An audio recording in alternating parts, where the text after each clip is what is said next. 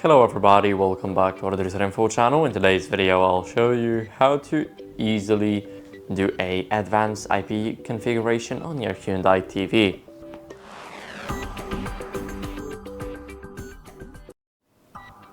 So first let's start off by going into the settings. Now here let's go to the network and go to advanced settings. Here we have the IP configuration. Now let's change it to manual by going either with a left or right arrow on our TV remote. And here we have an IP address that we can change the subnet mask, the gateway, the DNS configuration. As you guys can see, we can easily change the DNSs right here. So basically this is only if you do not have it already done in your either router or a switch. I do have it done already, so I don't need to change anything.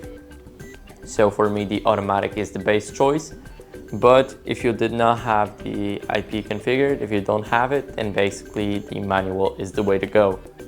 So that's basically it. I hope you enjoyed this video, and if you did, then leave a like, sub, and a comment, and I'll see you in the next one.